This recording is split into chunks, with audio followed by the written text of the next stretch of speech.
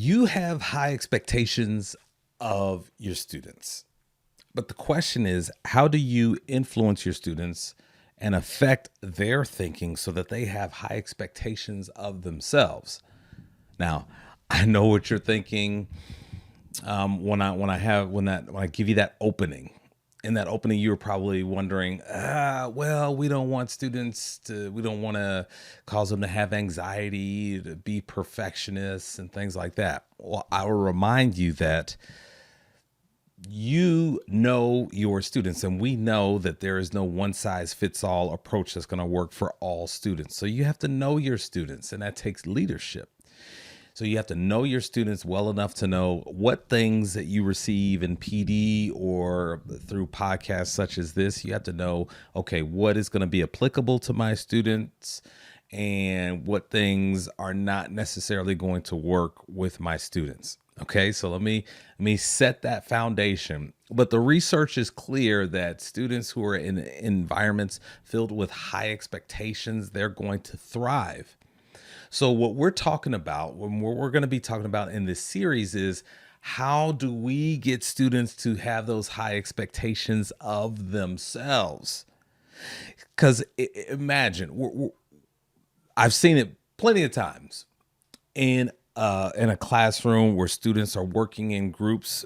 In particular, math classes. I've seen it a lot. Students are working in groups. You've got a group of students they're stuck. They don't know what to do, and the teachers they're standing on their head. They're bouncing around. There's different groups trying to take care of all the students, but you've got one group they're stuck, and because they're stuck, they're not pushing through. That's just been their experience. That's been their habit. That's what they know. They just, okay, I'm stuck. I guess I'll just wait here until the teacher is free to answer the question that I have, and may not necessarily be on topic conversation, but I'm going to have a conversation. And so that's what I'm talking about. How is it that we affect the student thinking so that they have high expectations of themselves, so that in those moments they'll do what they need to do in order to push through? Because yes, we want students to have those warm and fuzzy feelings in the classroom, but at the end of the day, schools are about achievement. They're about academic achievement. And so as leaders, we want to affect the environment. We want to affect student thinking so that we can bring about that student achievement that we're seeking in the classroom. And so that's why in this series we're going to be talking about how to encourage students to have high expectations of themselves. Now, the work that you have to do in terms of mindset is just so important, because what you're doing by affecting the way the students think is you're preventing problems before they arise. What you're doing is you're saving instruction time, because imagine that same group that I was talking about of students who they've grown accustomed to, I'm stuck. I guess I'll just wait until the teacher is ready to help me. No, imagine if that group had the skills, the mindset to get into the problem solving process without even being prompted. Like that's nice. That's where you want to be, as a teacher. That's the way you want to train your students to think so that they act in such a manner. Now, when we talk about raising expectations, I equate it to building a fire. Building a fire and just keeping it going. So you gotta feed a fire. Earlier this year, I made the mistake and went on a camping trip for the first time ever in my life. Now I'm a city slicker or what have you. An American who I'm used to my comfort. I want to be comfortable. Okay, I want all the comforts of living in the 21st century. Okay, I need all those things, but for whatever reason, I decided to go on this camping trip, and I I go to sleep, right? I go to sleep and it's okay. I go to, it's whatever. My son's having a good time. It's a trip with my son and his friends, and other dads. So we go on this trip. I go to sleep, and then I wake up. Let's say maybe it was about 3:30 in the morning. So I just I'm sleeping. I sleep on my back. So I'm sleeping. I wake up, and like my mind is just racing. I'm trying to understand what is going on around me, and it just slowly starts to come to me. Okay, I'm sleeping in a tent. I'm sleeping on the I'm not sleeping in my bed. It feels like I'm sleeping on the floor. Not the floor, but just on the ground. I'm sleeping on the ground. I'm sleeping in grass. I feel grass. I feel rocks under me, maybe some sticks. And it, it's very cold. It's very cold. Like it's just, as a matter of fact, I cannot feel my toes. So my mind is just racing, and I want to scream because I cannot believe that I allow myself to be put into this situation. So what happened overnight is just everybody went to sleep. Okay, everybody went to sleep, and the fire that we had set the night before, the guys who were tending to it, the guys who were feeding that fire, they went to sleep as well. And so I'm freezing. I'm sleeping on the ground. I'm outside. This is absolutely insane. So I tell that story to just illustrate the point that I'm talking about here. When we talk about expectations, it's equivalent to you have to feed that fire to keep those expectations high. The fire that is expectations, you have to feed it until it's just a roaring, bursting flame of a fire.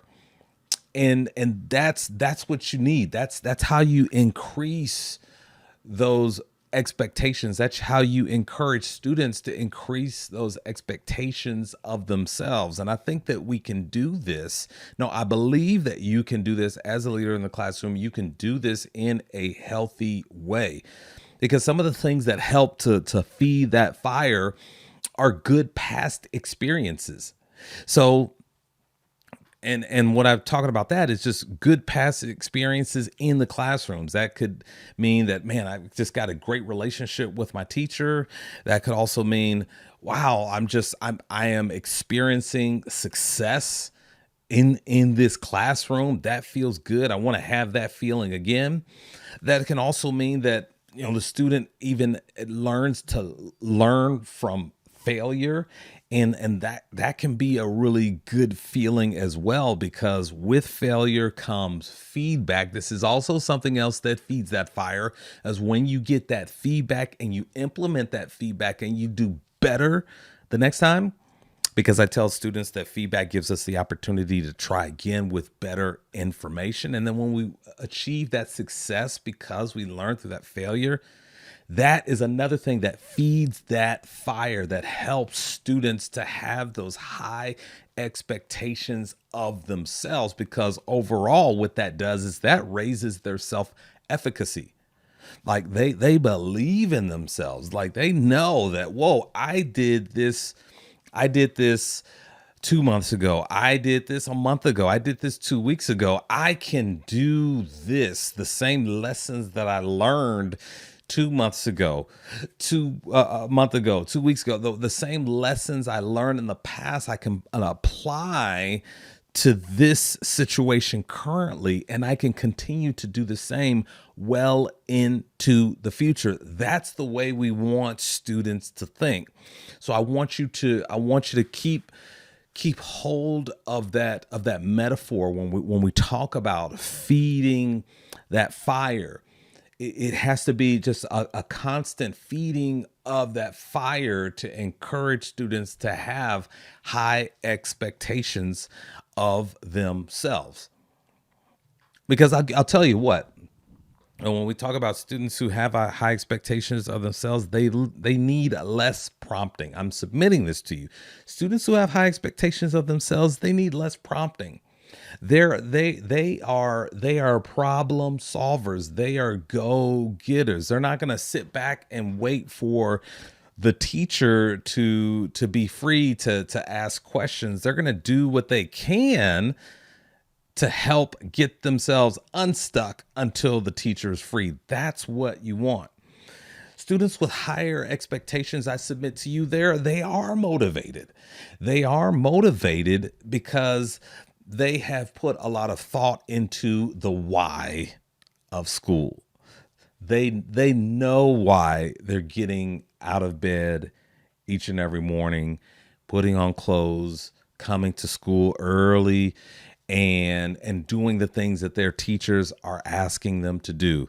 If you understand the why, how can you not be motivated? And then the other thing I'm submitting to you, that students with high expectations of themselves, they just have a great relationship with their teachers, because teachers are leaders. And students who understand that why, they have those high expectations of themselves. They know that their teacher is leading them somewhere that they want to go. Their teachers are leading them to a place that's going to help them ultimately to get to their vision of success and beyond. Now, what we're going to do in this series, and we're going to go there's going to be a number of parts in this series, but I want to add value to you by giving you ways that you can help improve student expectations of themselves. Let me give that to you again. I'm going to give you multiple ways to increase student expectation. Okay. So to increase student expectations of themselves. Now, the first thing I submit to you is I want you to encourage your students to really focus on their self-talk.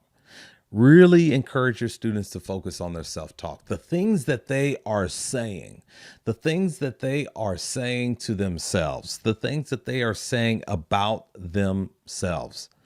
This is the number one way that I'm giving you to help students have higher expectations of themselves is to help them focus on their self-talk. What are they saying about themselves? Because that matters, ladies and gentlemen. This is a quote that I came across in the podcast. The gentleman's name is Jim Quick. Jim Quick, Kwik is how you spell quick. And he said this is amazing.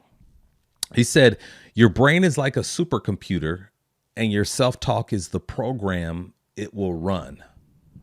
Let me give you that again. Your brain is like a supercomputer and your self-talk is the program it will run.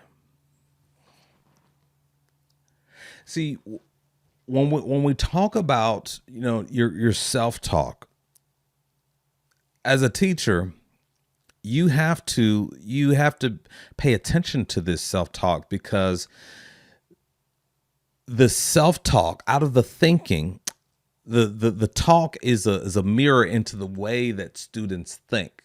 Like when you really listen to them, like I heard it many times being a social studies teacher. Oh, I've never been good at social studies. I've never been good at social studies. So when I hear that, I know that my students, obviously they think that, and so they expect results that match up with that thinking. So that's why they say, oh, I've never been good at social studies, because they thought that. Now they have the results. Now they say it even more, because this is the past has taught me that I'm not good at social studies. And it's just a vicious cycle that just continues. And so you as a teacher, you as a leader, you have to interrupt that cycle of thinking, because out of that thinking comes action or inaction. I've never been good at social studies, so why should I do my homework? I've always struggled with math, so why should I really take it seriously? Why should I engage in what we're doing here? I've just always struggled, and it just doesn't feel good. I'm not having fun in math class. And I go back. I think about the Wright brothers. I talk about the Wright brothers often because I'm amazed at how they can hold a thought, how they can hold this thought of creating a machine that can fly through the air just from receiving a toy helicopter in their when they were younger for Christmas. It's something that just really fascinated them.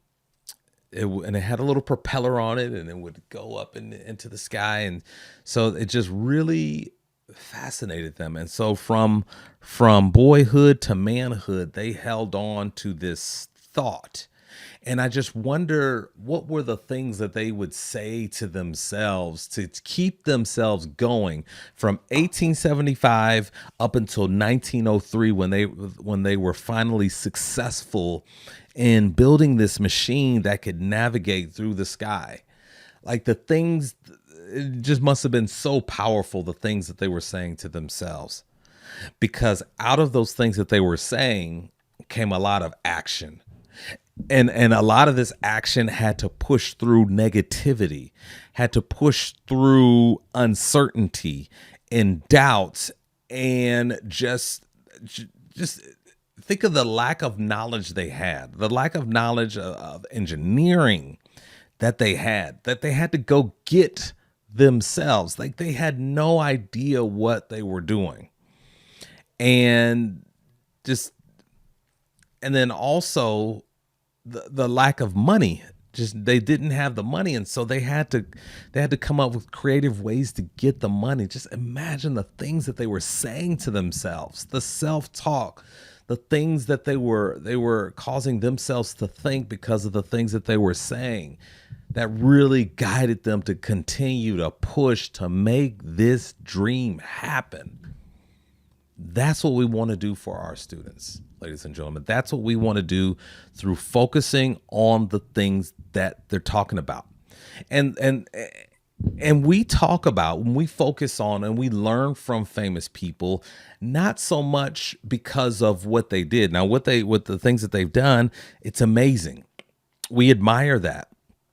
But I think the most compelling thing when we look at famous people, we look at athletes, actors, people who have done historic things, famous politicians. The thing that we're most inspired by are the things that they were thinking, and because they were thinking things, there were words attached to their thinking.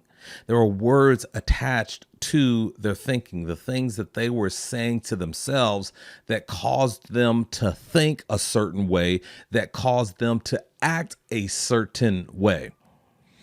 Check this out. This is a quote from Roger Bannister, the first man to run the 4-minute mile. Never been done before. First man to run the 4-minute mile. It meant a lot to him, and he trained so hard in order to accomplish this goal. He said this. He said this as he looked back over his life. The man who can drive himself further once the effort gets painful is the man who will win. Once again, the man who can drive himself further once the effort gets painful is the man who will win. Think about that. The man who can drive himself further once the effort gets painful is the man who will win. We just, that kind of thinking, that kind of mindset, we as a society, we admire that. We admire that. And that's what we're trying to do with our students. We're trying to get them to think a certain way that's going to cause them that to continue to move forward even when things get difficult. Because ultimately, it is supposed to get difficult. It is supposed to be challenging. Because we want the best for all of our students. Within reason, yes, it will get challenging. And we want students to rise to the occasion when it does get challenging, because once they're able to slay that challenge, accomplish it, get past it, get over it.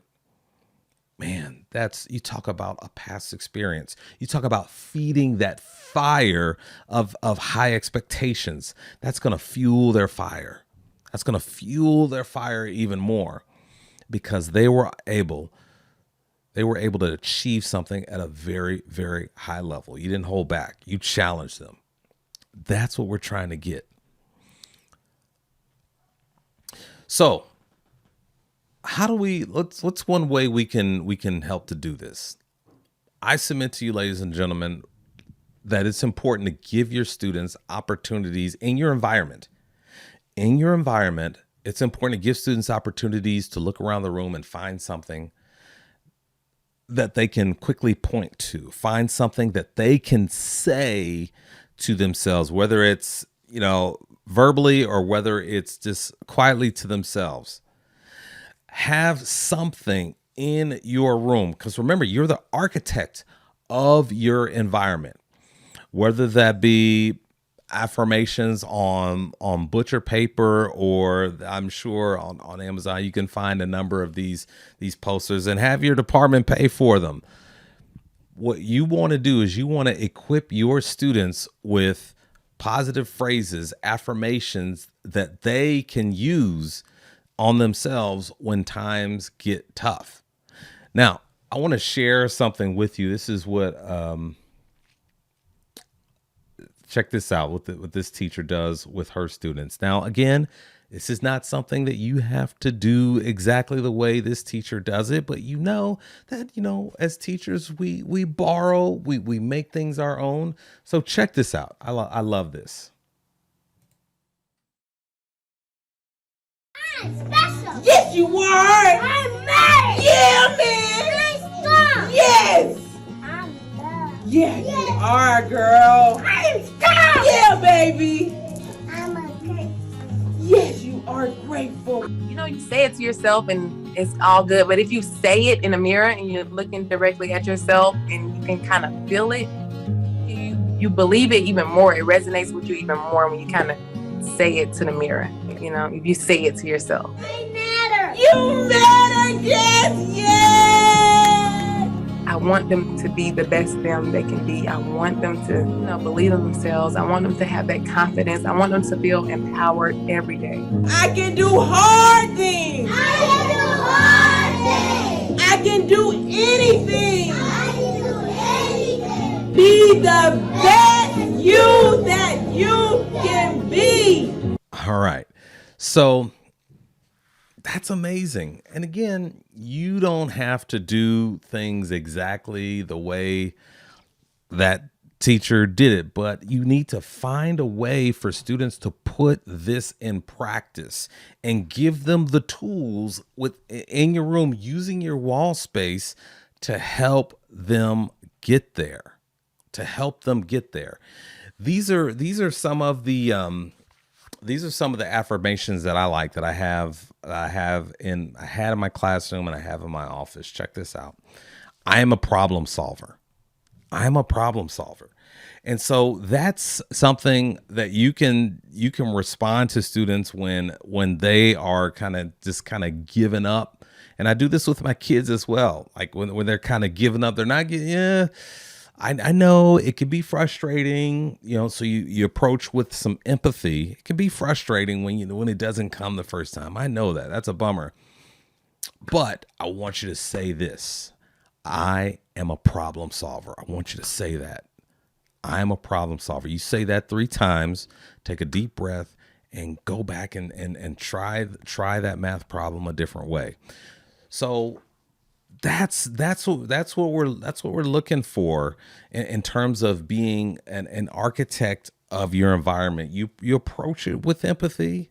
Absolutely. You approach it with empathy, but encourage them to get back in there. And this is another one. And she said it in the video. Yeah, I can do hard things, because ultimately that's the nature of things.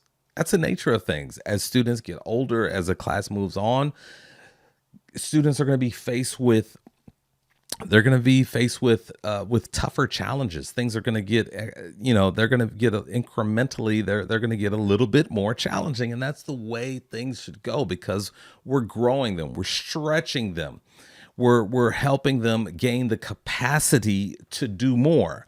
That's the way it works. And I think that in the times that we're living in with technology and things like that, I can understand that students grow accustomed and people grow accustomed to getting things quick, just like that. My goodness gracious. Chat GPT, that thing is just really amazing. And I mean, it just blew my mind, because I gave it a prompt to write a paper comparing and contrasting two novels, and it did it. And I was like, whoa. So you think about the times that we're living in. So we are conditioned to expect things to come pretty quickly and with ease. And so I think a lot of our students, they fall into that as well, as do we as adults. So, all right. So I want to stop right there. Again, this is a series. We're talking about how to help students acquire high expectations of themselves, how to build that within your students. And so today we talked about the importance of self-talk, and giving students, through your environment, giving them the opportunity to practice self-talk, to feed that fire so that they can have high expectations of themselves. Well, thank you so much. Thank you so much for checking in, listening to the podcast, watching the podcast. And until we meet again, please don't forget that teachers are leaders.